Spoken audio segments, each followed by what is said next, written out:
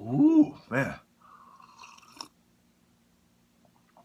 Good morning, everybody, and welcome to the morning routine. It's Tuesday morning, December 26, 2017, episode number 247, and it is the day after Christmas. And I don't know about you guys, but what an amazing day. I'm telling you, I am truly, truly blessed, and I hope that you were blessed yesterday with the house, wherever you were, visiting someplace at your own home, filled with all kinds of great people, laughing, smiling, telling stories, being goofy, messing around. Good morning, my brother Scott. And I just hope that you guys had a fantastic day. I will say a follow-up, since you're here this morning with us, a follow-up yesterday on my gift unwrapping, which was absolutely marvelous way. Kicked my day off just perfect when I unwrapped that present that I had here for a month from my brother-in-law. And as you know, as you saw yesterday, it was underwear and a cheese making kit. I went upstairs afterwards, and in our kitchen, I took the cheese making kit and I put it in the top shelf in the cabinet, and right next to it, I put the underwear. And my wife opened up the cabinet later on to get something, and she says, "Is there underwear in my kitchen cabinet?" And I said, "Of course. Where else would you keep cheese making underwear? Where else would you keep cheese making underwear, right? You got to keep them with the cheese making kit right in the kitchen." So, but what a great day yesterday. I just hope that your day was great. You know, there was a time back when I was younger when I did not have great holidays, and it was self-inflicted because I had chose to do different things or whatever. And I hope for those who might be watching and did not have a great day yesterday because of an old wound or an old argument or something with a family member, I hope that you can somehow get past that, because you're missing out on some of the greatest memories and days that you could have. So that's what I wish for you guys. So we're coming into a new year, so it'd be a great time to make resolutions to get past old grievances if possible and reunite and re-heal some wounds and relationships that you have with family. So, but on we go. Wearing a new hat today. I love it, from my friends in North Carolina, Vic Family Farms. The light is some kind of washing it out, and a jacket that one of my boys got me, which is awesome. So I'm decked out, man. I'm ready to go. So I've got some news stories for you this morning, of course, as always on the morning routine. And let's start off with this article about, so if you were with family yesterday, and I have never really had this, but it's probably because I've never really paid attention either, you know? But have you ever been in a situation where your family didn't approve of your career?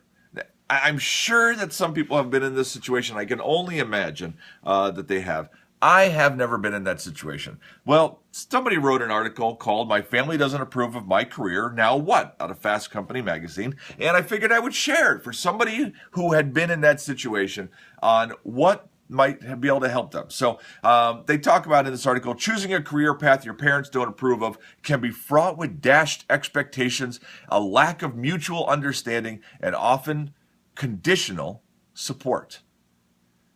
First thing you can do is bridge the generational gap. The generation gap between parents and their kids is often to blame for their disapproval. Valued stability over all else because they grew up during the Depression is sort of the standpoint of a parent. Looking out for their kid, never wanting them to be, you know, whatever, and they want that stability over the adventure and things like that. So bridging that gap can help. Do the homework before you talk to your parents. It's hard to argue with numbers. So what they're saying is, if you're going to tell your parents that you're doing this career path, be prepared. Don't just be like, yeah, I'm just going to go do that, because your parents love you. They care about you. So you got to give them a little understanding. I get it. Next, creating some boundaries. Detaching yourself from your parents' expectations should begin in college or even in high school. Detaching yourself from your parents' expectations. What does that mean? Does that mean, just go get arrested or something and just dash their expectations right there and then you can start from scratch? I hope it doesn't, right? Expectations are set, checks are signed, and with that, you might be headed into a career that you never really signed for.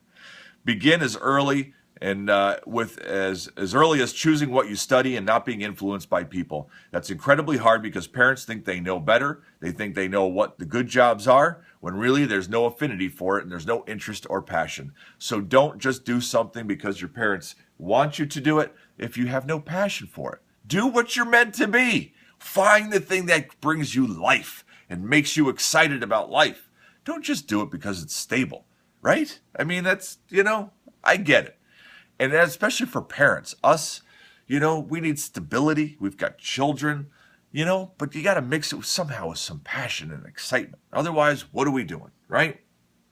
So last but not least, this would happen to be my favorite one right here, is being disappointing can be liberating. I promise you this is true. I don't recommend you go be disappointing on purpose, though, but it can be liberating. One way to fight that sense of obligation is to just accept the fact that you may have to disappoint your parents, and that's okay.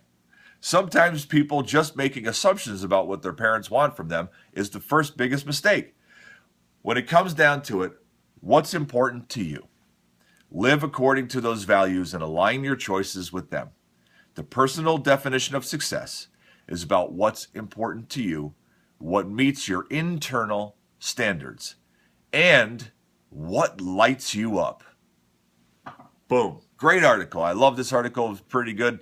I thought it was interesting. So next little story about brands and stuff like this. This one I thought was cool, just being at right after Christmas. And there's a lot of it here. I'm not going to read everything in it. You can see all these news articles, of course, at themorningroutine.live, and then just look at today's episode.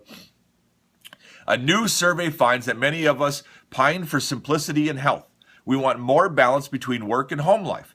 We don't think money buys happiness, and we're prepared to give up money in luxury goods if it means fulfillment. More than 2,000 Americans were asked in an open-ended way what the good life means to them. Then a second poll was asked what's most important.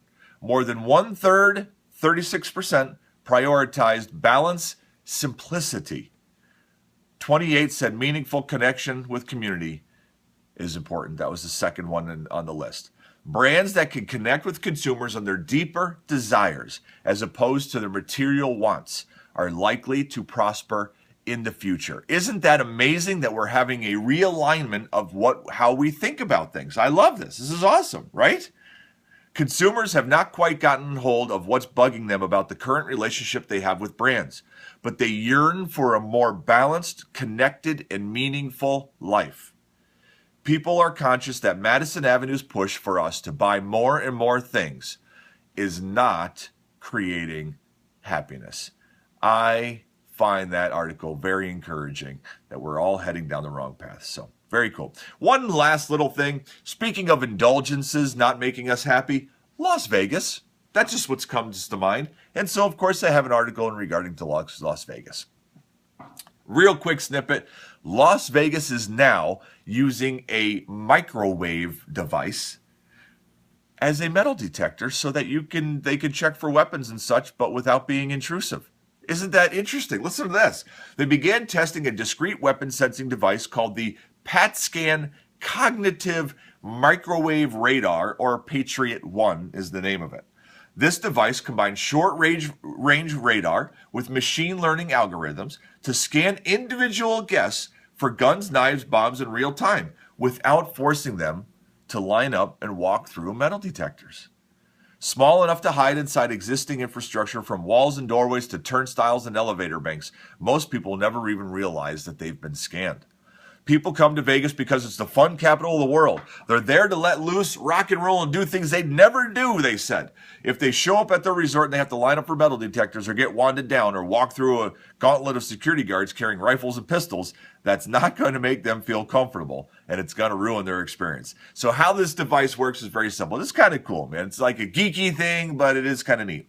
Each radar unit consists of a service box and two antennae. The first antenna emits 1,000 pulses of electromagnetic radiation per second at whatever frequencies, right? And they go for a short distance so that they don't affect your phones and stuff like that. The second antenna monitors for electromagnetic patterns inside the 2-meter range. When you hit an object with electromagnetic radiation, It resonates according to its shape and material composition, similar to a bell or guitar string. This thing then sends it back and they can tell what's in your baggage and stuff like that. I thought it was pretty cool. So next time you go into a Vegas hotel, you may be getting cooked lightly from a microwave to see if you're carrying anything that you should not be. Bring some relish for your slight cooking. That's all I could say. So there you go, guys. All right, let's move on to Google Trends. Top 10 things searched yesterday on Christmas Day. What could they be? Number one, on Christmas Day, number one thing searched, NBA. Don't see the connection. Number two, the Eagles. Again, they played football. That's about it. Number three, Steelers. Number four, Starbucks. Number five, all the money in the world. Number six, CVS. Number seven, Heather Menzies. Number eight, Dedication 6. Number 9, Steelers score. Number 10, White Christmas, which we did have a little White Christmas here, which was nice. So on we go. How about some trends, news trends this morning? Top of the list, Warriors versus Cavaliers. Warriors hold on in finals. Oh, okay. Caliber clash with LeBron and Cavs. Little basketball action there. Next story is Jimmy Morales. Following Trump, Guatemala to move embassy to Jerusalem. Next, we have Typhoon Tembin. After hundreds of thousands evacuate, Vietnam escapes worst of deadly typhoon. After that, we have United Airlines. United apologizes to passenger who says Representative Sheila Jackson Lee took her seat. After that, we have Alexei Navalny. Putin critic Navalny barred from Russian presidential election. After that, we have Hayward, California. CHP officer killed by alleged drunk driver in Hayward. Then we have Heather Menzies. Sound of Music actress Heather Menzies Urich has passed away at 68 years old. Last but not least, National Weather Service. Christmas snow, blizzards hinder travel in U.S., which we knew. So very good. That's our news. Let's move on, guys, to something a little bit more timeless. How about a passage of wisdom this morning?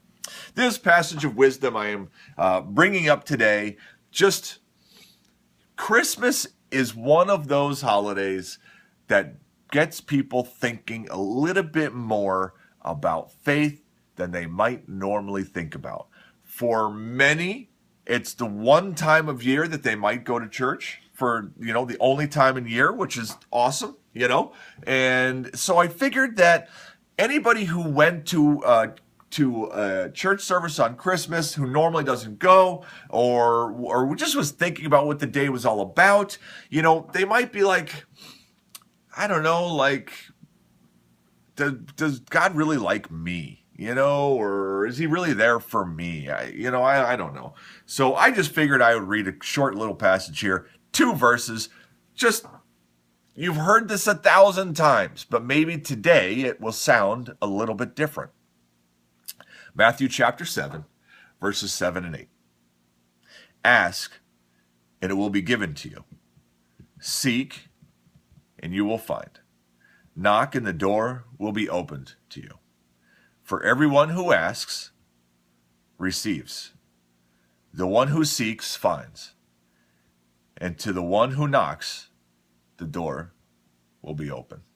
It's very simple, guys. There is no magic bean. There is no test you have to pass. There is no level of not terribleness or greatness that you have to measure up onto. It's very simple.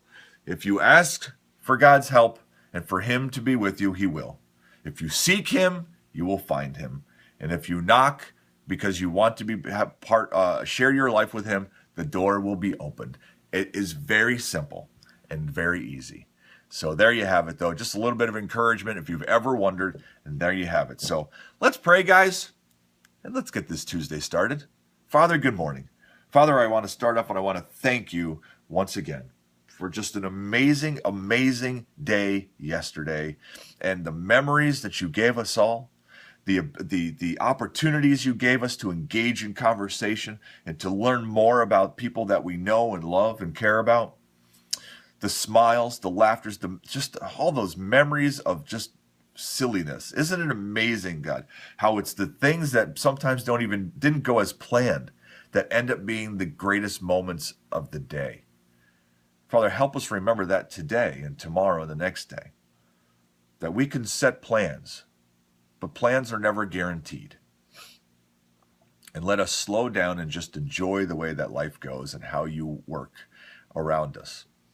Father, be with us today as many of us go back to work, like myself, and as we carry that Christmas spirit with us and the message of great news and how much you've loved us by what you did and what we remembered yesterday. We love you so much, and we thank you for that great gift once again. Amen. And that, my friends, is a wrap. Thanks for being here in the morning routine this Tuesday morning. I hope if you're going back to work today, I hope that you have a fantastic day. If you're not, awesome. Another great day of hanging with the family, making cool memories. So enjoy the day. I love you guys lots, and I'll see you tomorrow. Don't forget that today is a great opportunity to be exactly whom you were meant to be. I love you guys. See you later.